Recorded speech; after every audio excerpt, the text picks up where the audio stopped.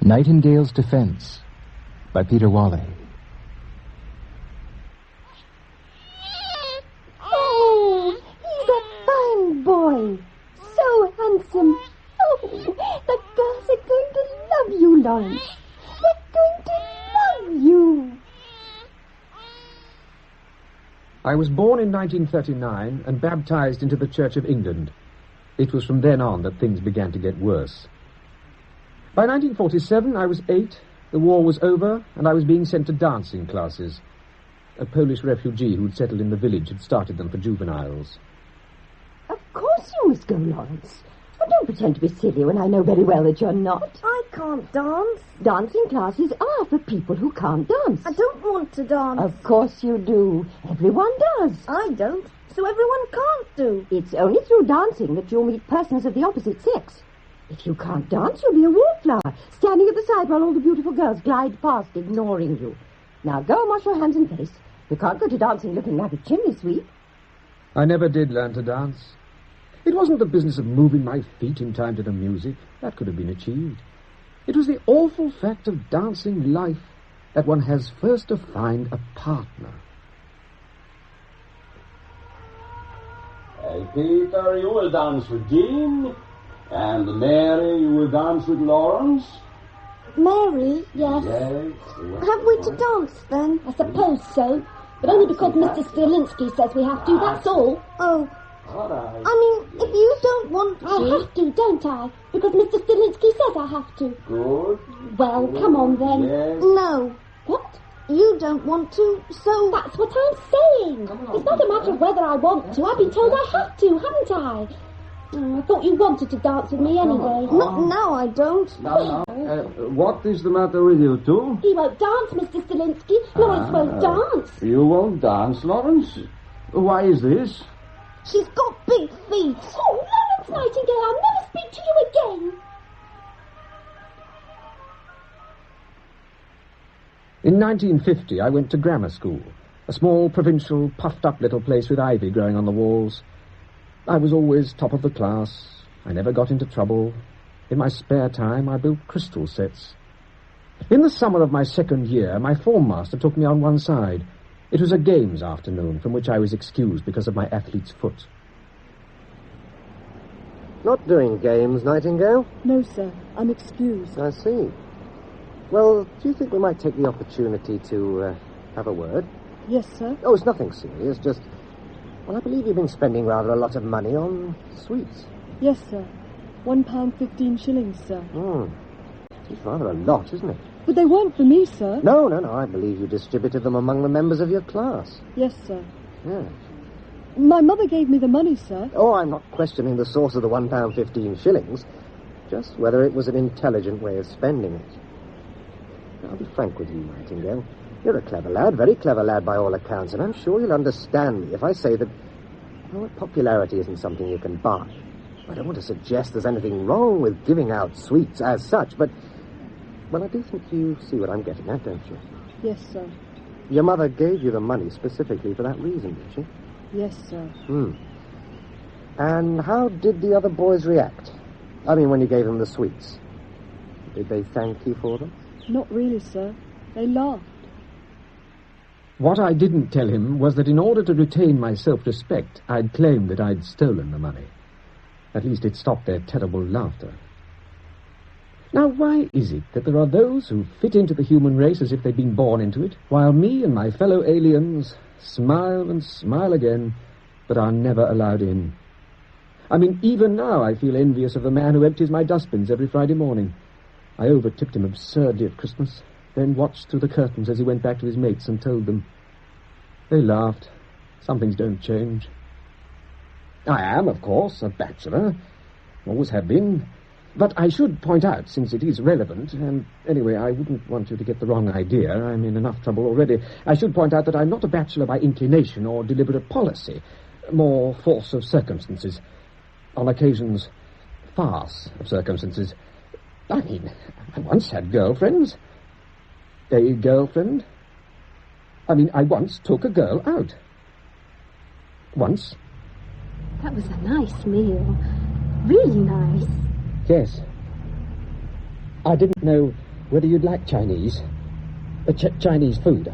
I mean, not everybody does. Probably not even all Chinese do. It's very kind of you. Oh, no. You are... thank you for coming. No, it is. And this taxi. I thought it might rain. But bringing me all this way in a taxi? I could have caught a train. It's nothing. I've enjoyed the ride. It must be costing you a fortune. Well, that doesn't matter. It's very kind of you. No, just... Look, this is going to sound awful, but there's something I think I ought to tell you. I mean about me and this date that we've had tonight. Oh? I did it for a bet. A bet? They bet me that I wouldn't go out with you. So I did. I wouldn't have told you, but you've been so kind that I felt I had to. I see. I hope I haven't upset you. Oh, no. I have, haven't I? Look, please forget it. Forget what I just said, please. I'll try. Oh, good. Because I really have had a nice time. For 20 years I've tried, but that silly bitch of a girl is totally unforgettable. That possibly rates, in fact, as the most totally unforgettable moment of my life. Who was it who bet you? I thought we were forgetting about that. But somebody did bet you. Yes. I wouldn't say a thing like that as a joke. I'm sorry. This is hardly the time for self-pity. In fact, no time is. Not for me. I have to guard against self-pity in much the same way as a reformed alcoholic fears even the smell of tonic wine. The slightest whiff and I'm off. Of course, Mother was there the following morning, rubbing salt into my wounded sensibility. I hope you did the proper thing and saw the young lady home, Lawrence. Oh, yes. Did you enjoy yourselves? Yes. And when are you seeing her again? You are seeing her again, aren't you? I doubt it. Oh, why ever not? She's moving away. What do you mean? Emigrating. Oh, dear. When? This afternoon. I'd been accustomed from an early age to being placed on the rack. I never knew when my mother would launch her next offensive, and so had to be constantly on guard against it. My father tried, I suppose, to protect me, but never with much success. One thing I've always tried to make clear to you, Lawrence, is that there must be no secrets in this house, especially as far as sexual matters are concerned. Isn't that so, Father? Isn't what so? We've always discussed sexual matters openly in this house, and we'll continue to do so. Well, you always discuss them openly. Sometimes, I might add, without much thought for your audience. And what, pray, is that supposed to imply? I was thinking of the talk you gave Lillian on contraception last Sunday. Over tea at that. Your sister Lillian is a repressed spinster. I'm not having Lawrence turning out like that. I'm sure Lawrence will never be a repressed spinster. Oh, don't be silly. Now, Lawrence, if you ever have any questions or problems regarding sexual matters, then you'll always remember that you can talk to me or your father, won't you? No. If only I could have grown up to regard sex as a dirty, illicit activity not spoken of over the tea table, then perhaps I might have overcome my unattractive physical self and prospered guiltily. Or perhaps not. In 1957, I went up to Cambridge. While others cycled about or punted on the river, I took a first in natural sciences, then a doctorate. That was easy enough. It was the long vacations that were the hard part. Through those interminable weeks, I went home. Only the local library offered sanctuary from my mother's domination. In fact, my fantasies at the time were centered on a certain assistant librarian who wore white cuffs around her wrists and had long white fingers that tripped elegantly through the files of tickets. Excuse me. Yes? I wonder if you could get me a book. A particular book that you haven't got. Pardon? Sorry, I mean, there's a book that I want to use and that you don't have on the shelves, so I wondered... Yes, I see. Name? Florence Nightingale. Of the book? Oh, Molecular Structures. It's by Adams and Williamson. Publisher? Oxford University Press. O-U-P. Yes. Thank you, Mr. Nightingale. I have your name and address already from the other requests you've made. I suppose I am a fairly regular customer. Yes, I suppose you are. A pity it doesn't give me a way of learning your name, too. Pardon? Well, since we seem to see so much of one another... You'll be informed when the book arrives. Yes. Was there anything else? No, thank you. Thank you very much. I scuttled away to the reference section, where the only other inhabitant was a nun researching the development of the abacus. My father, by then, had become a remote figure, appearing only by chance, bleary-eyed in the early morning, or dangerously jovial by night. Lawrence, hello. Hello, Dad. Didn't think you'd still be up. Oh, I've just been having a quiet drink, or two. What have you been doing with yourself? I've been to a film. By yourself? Yes. Well, don't please your mother. She got it into her head that you were going out with a girl. All of a flutter she was, silly... No, I went to see a film. Anyway, have a drink. No, thank you. Why not? You do drink, don't you? When I was at university, we did little else. Oh, yes, sometimes. Here, then. No, thank you, Dad. Oh, all right. Your mother was sure you were going out with a girl. I do wish she wouldn't, keep suggesting that. You don't like the idea? I don't... It's not... I just get fed up of Mother going on about it. Yes, I suppose she does. She does go on about it. Anyway, it was a good film. You find it a bit much, do you?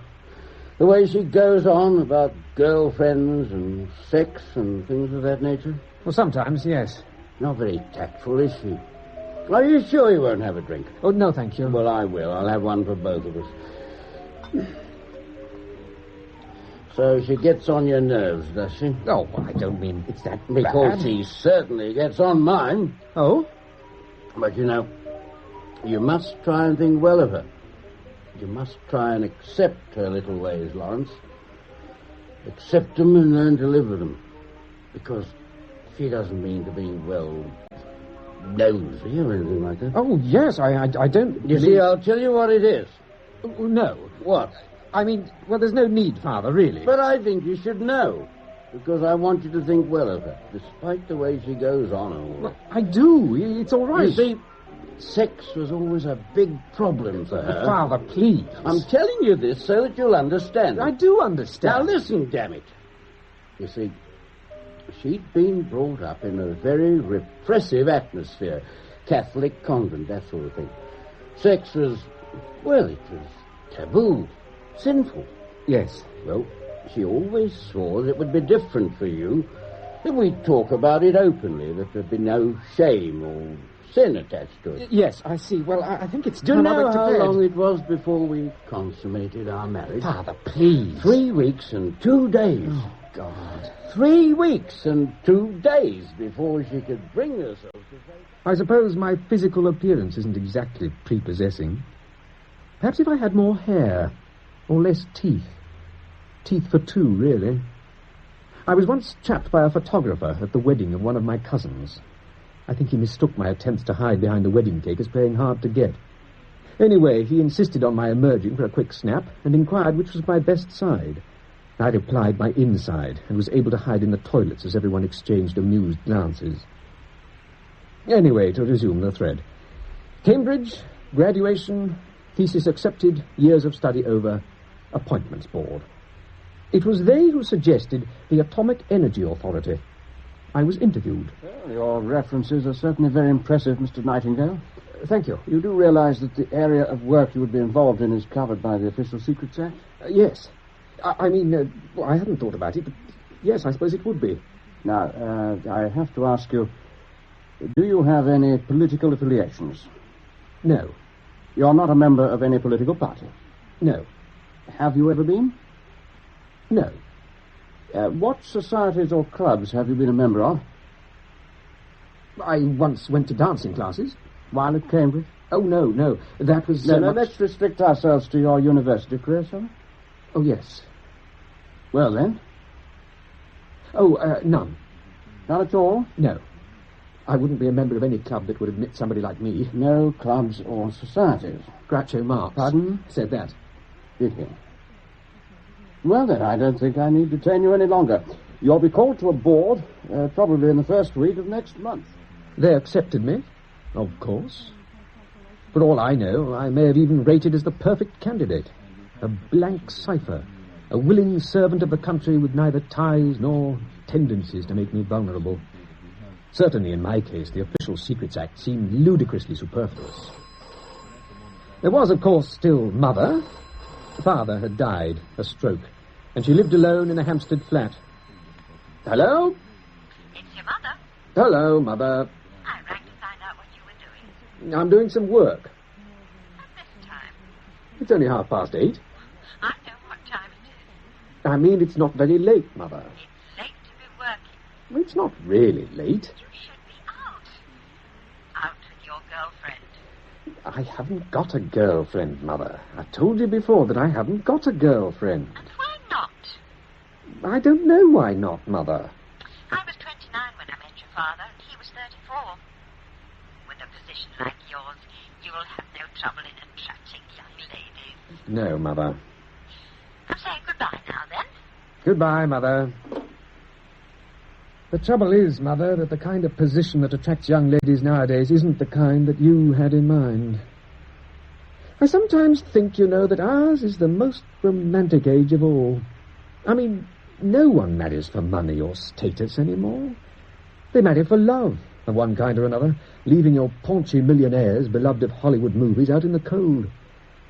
Still, I sometimes thought that she might just be right. That there might be some old-fashioned girl somewhere who'd been taught by her mother to value salary above sensuality. I did it for a bet. A bet? They bet me that I wouldn't go out with you. So I did. Oh, for God's sake, not again. Why should I never feel safe from the memory of that humiliation? Even in bright sunlight or shopping in Harrods. That silly bitch can rise out of the past to confront me. I'm sorry. I'm afraid that my earlier warning about addiction to self-pity is proving all too true. Let me, therefore, leap boldly over 10 unremarkable years and approach that part of my life that you are most interested in. On July the 29th of last year, there occurred, not spontaneously, but to plan, a departmental party. My department, but not my party.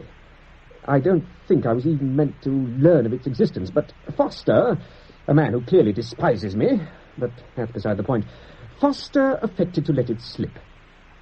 Well, I could take a copy for him, sir, if you wanted him to have it for this weekend. You could? Yes. I thought you said he'd gone. I'll be seeing him tonight. Oh. At the party.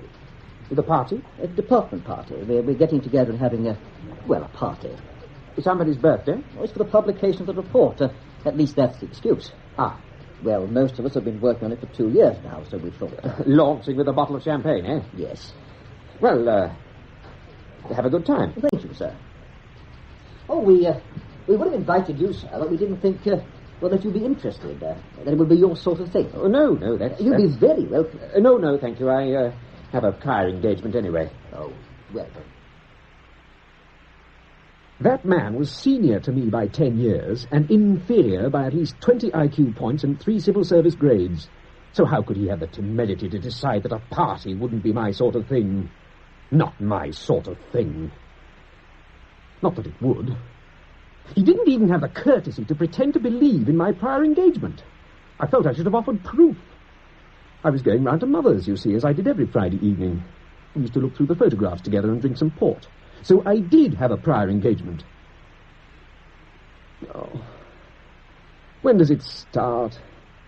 When is one set aside, never to become one of the lads or lasses? And where lies that invisible mark that is all too visible to those who know where to look? Walking into a boutique to buy their most inoffensive tie, I know how a fish feels when setting foot on terra firma. I smile at the assistant, and he stares back, unresponsive.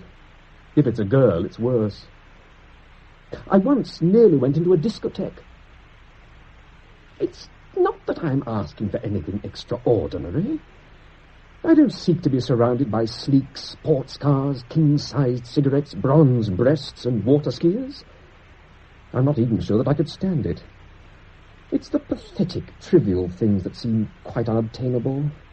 The right to refer casually to the wife, to joke familiarly about sex, to visit a holiday camp and not be mistaken for a priest, to read and appreciate the popular press, to visit Blackpool and feel at home. I want to stand on the Stretford end and merge into the great swaying mass as Manchester United score. So I tried computer dating. A last effort, really.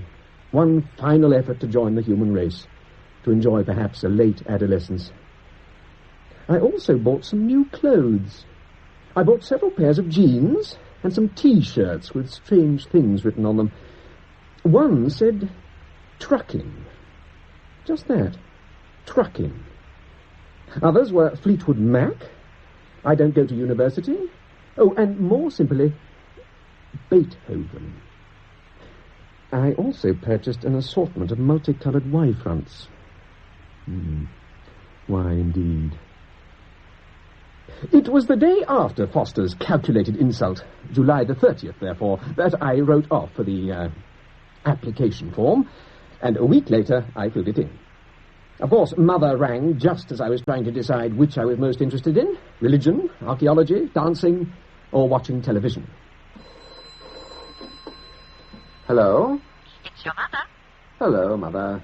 I got my coat back from the cleaners. That's good. And your cousin Barbara's having an abortion. Oh, yes. Oh, what are you doing with yourself, Lawrence? I'm filling in a form. Working again? Oh, it's not exactly... You know what all work and no play does, don't you, Lawrence? It'll make you a dull boy. I'll try not to be dull, Mother. Then promise me you'll put your silly work away and have a night on the town. It's not work, Mother. Well, you're not going to find a young lady by sitting in your room filling in forms. No, Mother. I'm saying goodbye now, then. Goodbye, Mother. I filled in the form. Lawrence Nightingale, age 38, Doctor of Science, highly paid and highly trusted employee of the Atomic Energy Authority. Single, living alone, no cats or dogs, European, male.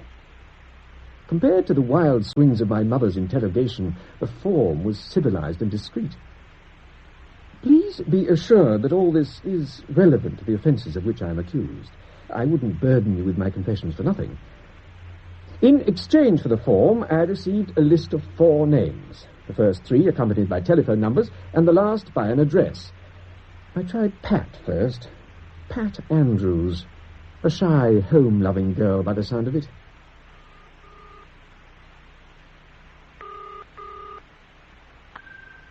Hello? Oh, could I speak to Pat, please? Pat? Yes. I'm Pat. Pat Andrews? Sure, Pat Andrews. How can I be helping you then? I was expecting a young lady. Well, that's very nice for you. But where would I be coming into this? I thought you were the young lady. But you're a brave man to be saying such things at the other end of a telephone line. You'd be a braver man still to be saying them here to me face. I'm sorry, I didn't... Just who the hell are you? I think I must have the wrong number. A hiccup in the computer? The form stated that my money was not returnable under any circumstances. Undeterred, I pressed on. The second name, Gillian, seemed safer. We did, in fact, meet in front of the Leicester Square Odeon. I was wearing a white carnation. The rain dissolved it into a line of petals down the front of my coat. But it served its purpose. Oh. Are you, Yes. Lawrence Nightingale. Oh. You must be Gillian. Yeah, that's right, I am. Pleased to meet you, Gillian. Yeah, well, look, I don't fancy you. That's no good, is it? Try. Silly bitch. She joined her friend waiting in the shadows, and they giggled together, looking round at me as though I were the funniest sight in London. Number 3, then. Jocasta. A classical ring.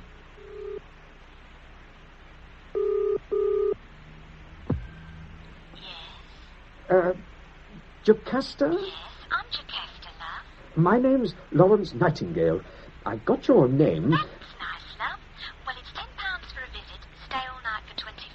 Oh. 38, 24, 36. Natural blonde. Well, no, that's not really what I was looking for. Well, there's plenty on, love. Believe me. I'm sorry. Never mind, love. I've got my number, haven't you? If you change your mind.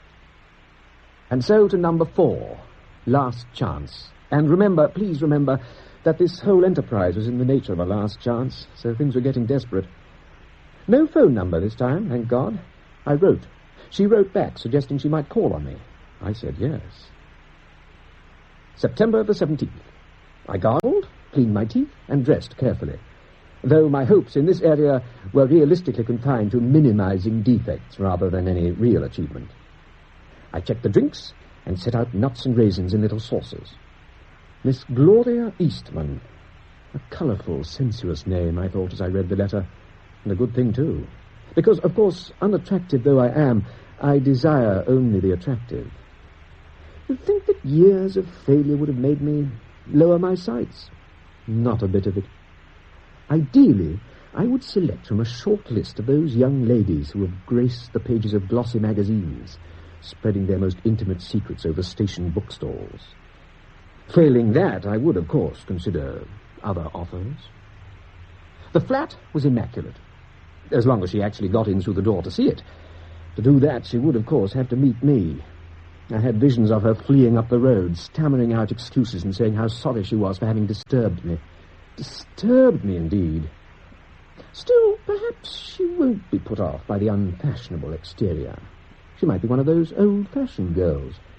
Or, more realistically, myopic, so that the light behind me presents a mysterious blur, and she mistakes the dome of my forehead for a party hat. One way or another, she comes in. "Why, what a pleasant flat, Mr. Nightingale," she says.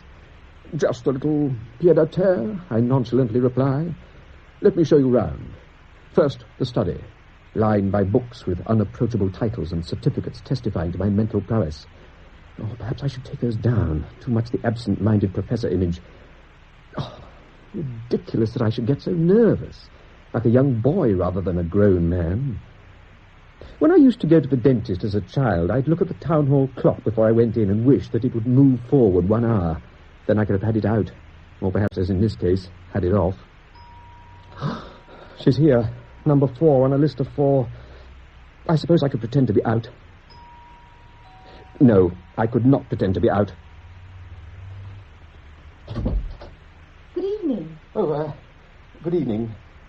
Miss Eastman? Yes, you must be Lawrence Nightingale. Yes. Yes, I am. Pleased to meet you, Lawrence. Yes, I'm pleased to meet you. Gloria? Gloria. Oh, won't you come in? Thank you. She was beautiful. Blonde hair to shoulders, slim, elegant, dressed to perfection. Mother, you would have been so proud. What a lovely flat you have. And such impressive-looking books. Oh, they're just for the sake of appearance. Nuclear Physics, Volume 4. Light reading? Oh, mainly heat, actually, that volume. Light is Volume 6, mainly. I see. Well, I'm sure I should say that it sounds fascinating, but I'm afraid that wouldn't be the whole truth. Oh, no, it's not actually the stuff of everyday conversation, is it? Won't you have a drink? Thank you. Martini? Yes, ice? No, thanks. 1 martini. Oh, and do sit down. I'm sorry, do sit down. Well, I'd rather stand for the moment, if I may. Oh, yes, well, please do. Stand. You have some lovely prints. Thank you. She was beautiful and dressed, beautifully dressed, with beautiful hair and beautiful shoes, showing a polite interest in my possessions, the things that made up my life. She sat down. She sat down beautifully.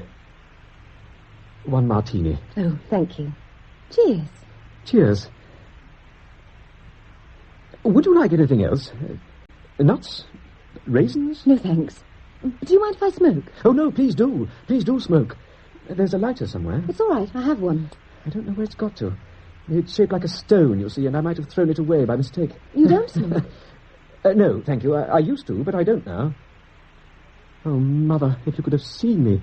Entertaining, or not entertaining, which was a greater achievement for me, the most beautiful woman.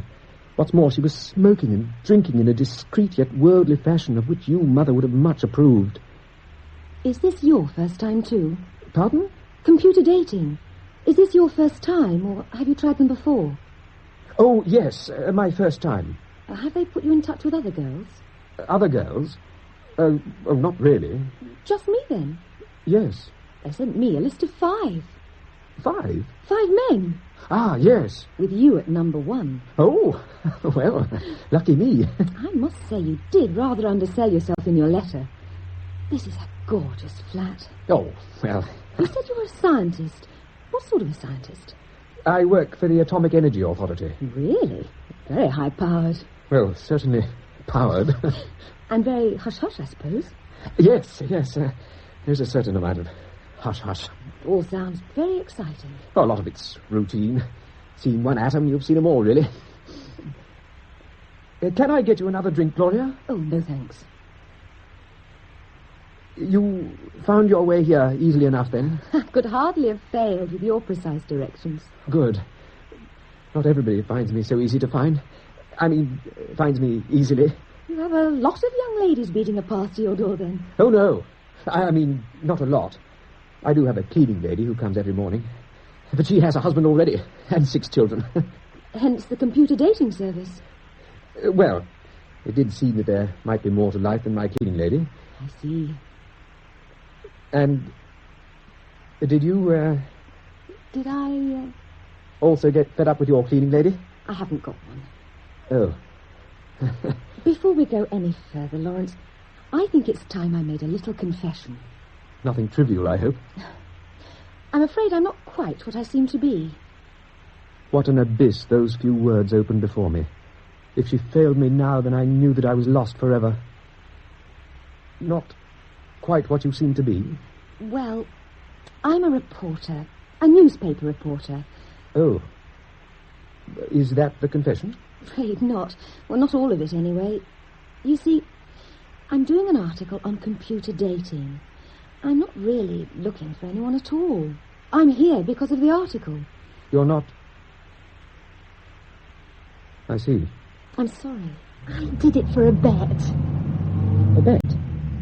They bet me that I wouldn't go out with you. So I did. I wouldn't have told you, but you've been so kind that I thought I'd... You've been so kind. I hope you're not annoyed. I see. This is just a piece of research, then? I'm a sample male. I'm afraid it sounds rather heartless putting it like that. To be honest, I found that if I told people in advance what I was doing, they would never agree to meet me. Would you mind if I asked you a few more questions? No. You wouldn't? I mean, yes, I do mind. Oh, I'm sorry. I think I should ask you to leave. Of course. Although, if you should change your mind and want to talk... I won't. I'm quite sure that I won't. Well, you have my address. Yes. Well, then, goodbye. Dear God, your sense of humour is indeed infinite and beyond our understanding. Or should I have blamed that devil of a computer? It was then that I made up my mind. Or, to be more accurate, I found that it had already been made up for me. I mean, I wasn't even aware that I'd thought about the possibility before.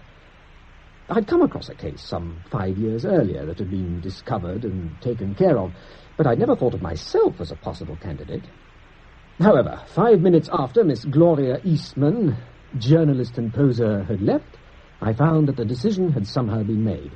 Oh, not that I'm trying to evade responsibility, just offer some observations on how it came to pass that by 8:30 on the evening of September the 17th, I had decided to become a spy. Excuse the melodramatic term, but it really does sum things up. I had decided to embark upon a career of espionage, offering myself as an agent to some foreign power. A spy. Of course, it wasn't quite as easy as that. I wasn't at all sure how to go about it, or even which foreign power to approach with my application. Russia seemed the obvious choice. All the spies I'd known of, had worked for Russia, so I presumed they could accommodate one more in what seemed to be a large establishment. As I debated my approach, Mother rang, as she seemed to do more and more.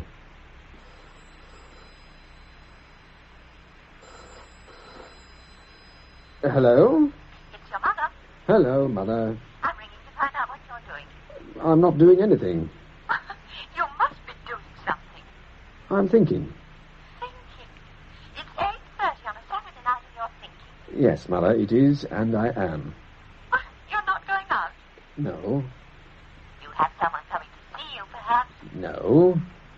Remember, Lawrence, that there must never be any secrets between us. I sometimes think that you're keeping things from me. Well, I did actually have a young lady visit me earlier. Oh, a young lady? Yes, Mother, a young lady. In your flat? Yes, Mother, in my flat. Are you seeing her again? I think not. Oh, she was after your money. No, Mother, she wasn't after my money. Sometimes, Lawrence, I just don't understand you. Neither do I, Mother. It's 8:30 on a Saturday evening and you let a perfectly nice girl slip through your fingers. So, what are you going to do now? I'm thinking. He's thinking. I'm thinking of becoming a spy. The government have asked you to become a spy? Not exactly, Mother, no. Will I be seeing you on Friday? Yes, Mother, but you'll be ringing me before that anyway. I'll say goodbye now, Lawrence. Goodbye, Mother. You may feel I've missed out a step somewhere.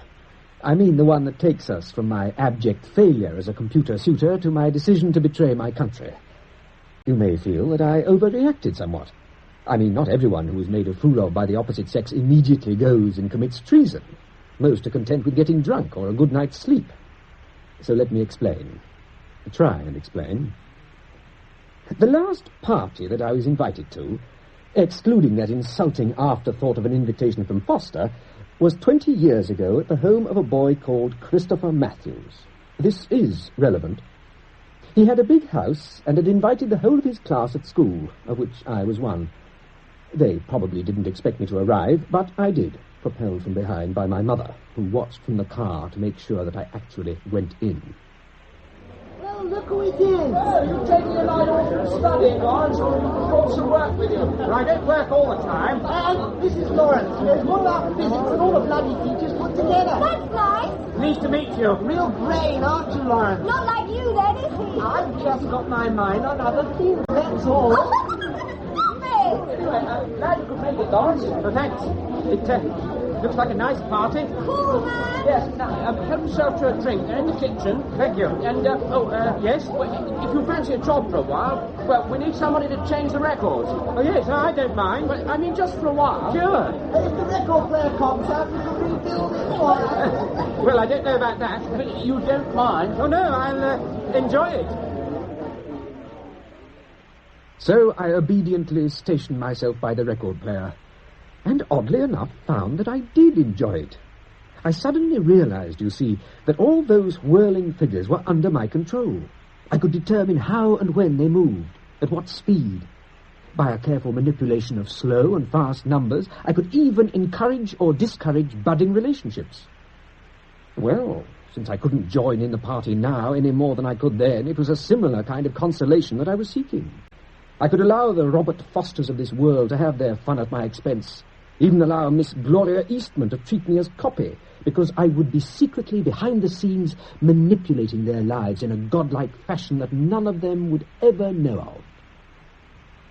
I decided to ring the Russian embassy there and then, before doubts could start to creep in. I'd expected problems, but directory inquiries gave me the number with a willingness that was almost unpatriotic. But, of course, I couldn't use my own phone. Who's to say that it wasn't already being bugged? Perhaps the whole of Special Branch amused themselves nightly by playing back my mother's neurotic gabbling. I put on an old Macintosh, although it wasn't raining, and set out to find a public telephone. I was already beginning to think like a spy, and very enjoyable it was, too. I was used to not being one of the crowd, one of the boys, one of the whatever you care to name, but now it was of my choosing. At last I found the telephone box that hadn't been vandalized. As I dialed the number, I was seized by a desperate excitement.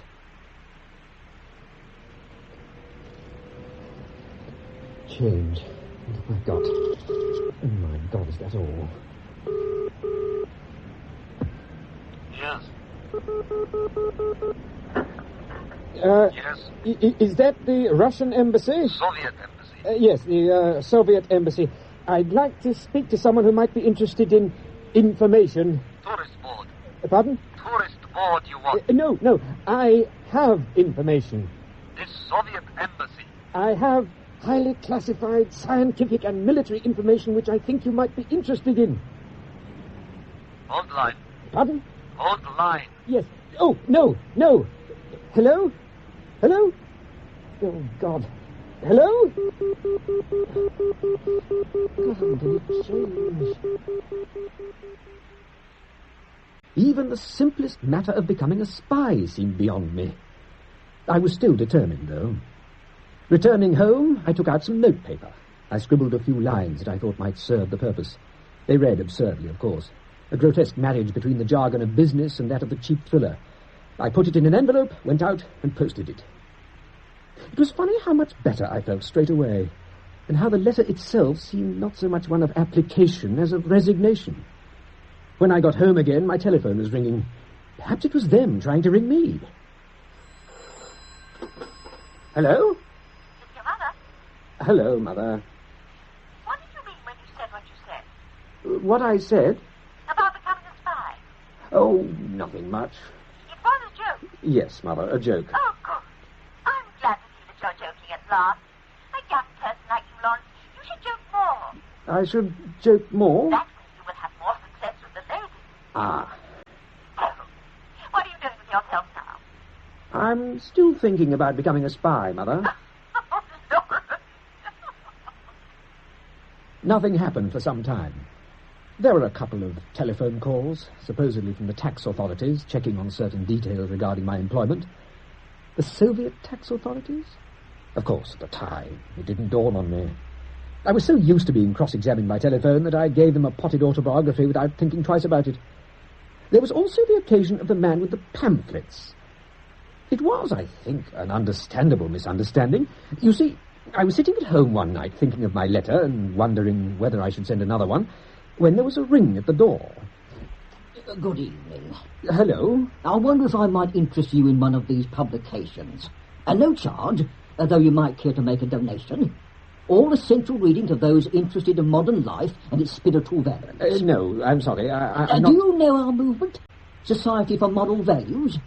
It's just a coming together of people wanting to make a stand against the corruption which we see every day around us and which threatens us on every side. I'm really rather busy, you know. And the menace of communism.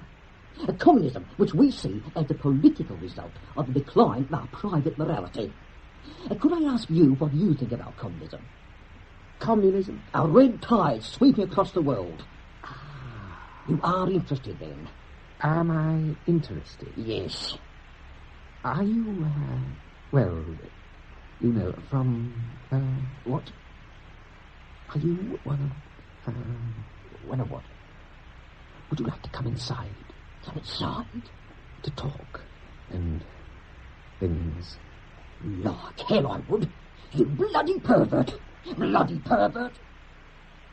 A false start, you might say. However, it wasn't long after that my call-up papers did arrive.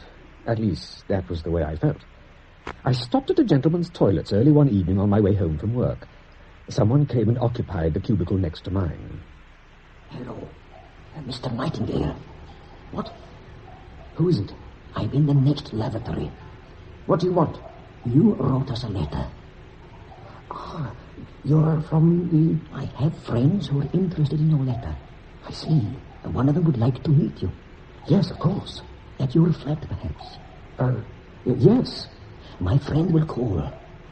Will tomorrow at 7 o'clock be convenient? Tomorrow, yes. Oh, sure. Yes. And you will have some papers with you. Papers? Oh, yes, papers. Good. That is better if we are not seen together.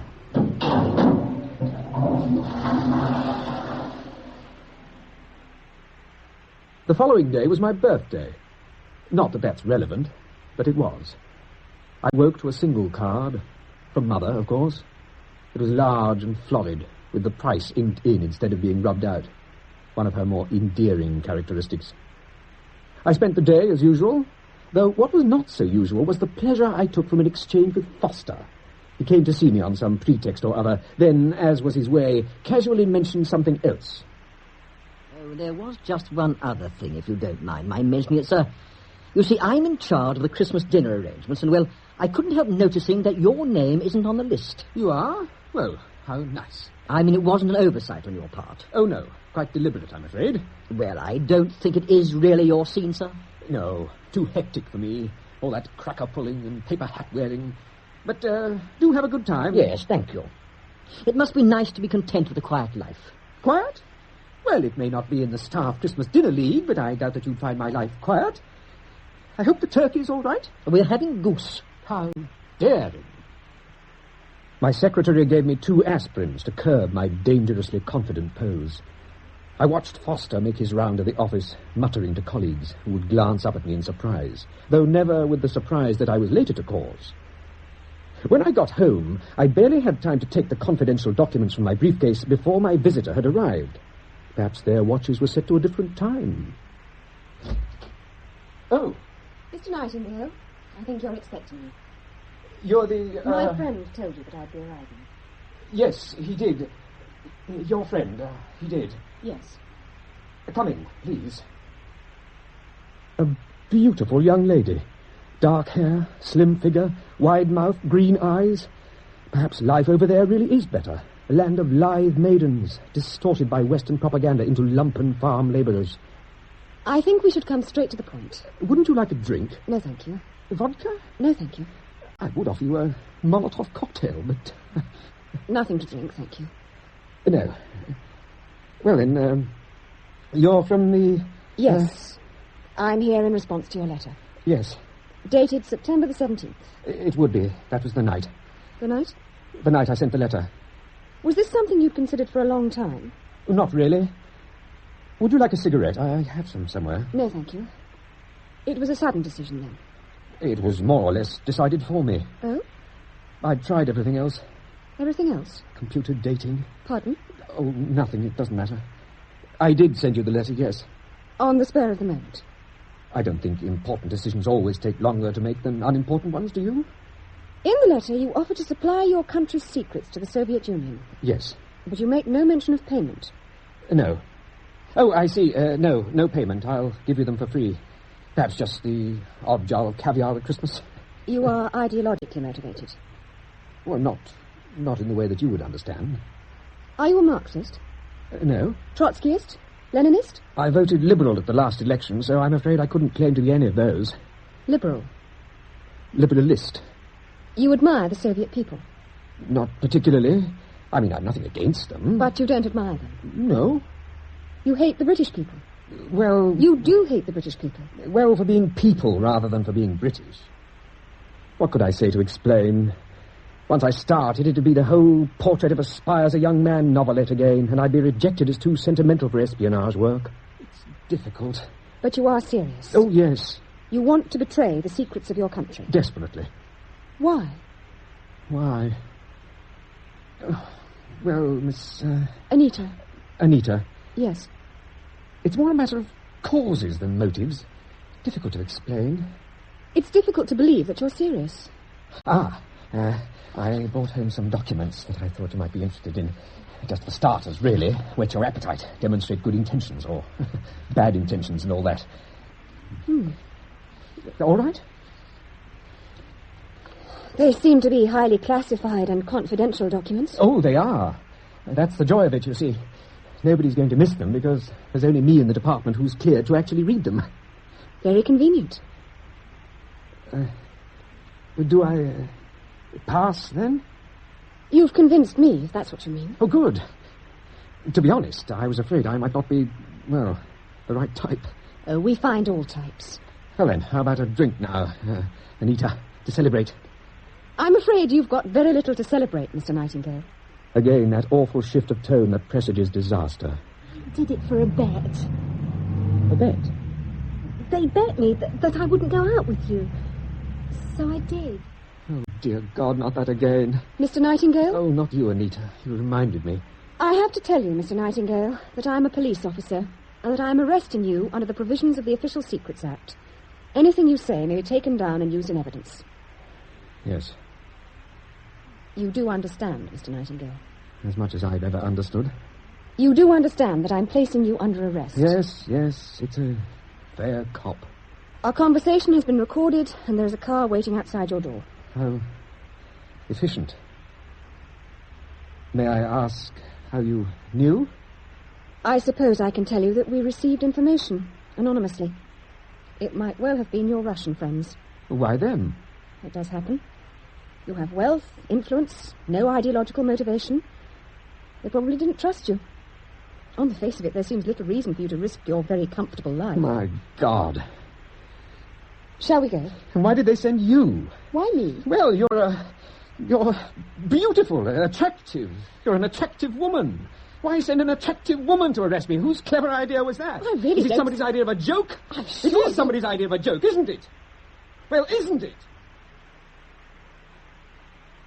I must apologize for that hysterical outburst.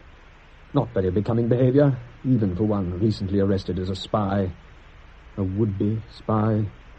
Oh, and I'm sure I was wrong to suspect any ulterior motive in Anita's being a woman. I mean, I'm sure it was only the random operation of a spy-catching roster that brought her rather than a man to my door. Are there any telephones in prison?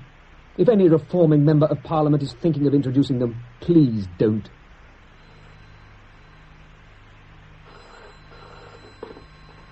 Hello? It's your mother. Hello, Mother. I've got to find out what you were doing. I'm going to prison, Mother. Yes, they told me you were. To prison. You do understand, don't you? I'm going to prison. Yes, of course I do. And I might be there for a long time. How long? I don't know, 5, 10 years? 5 years, and you will still be a young man. Mother. I was 29 when I met your father, and he was 34. Perhaps there'll be a nice girl for you in prison. And when you come out, you'll still be a young man with good prospects. Just be careful they're not after your money. Nightingale's Defense by Peter Whalley. In this BBC production, Lawrence was played by John Rowe, his mother by Pauline Letts, his father by Jack Holloway, and Gloria by Heather Barrett. Others in the cast were Patricia Gallimore, Elizabeth Revel, Terry Molloy, Hedley Nicklaus, Michael Harbour, and Stanley Page. The director was Roger Pine.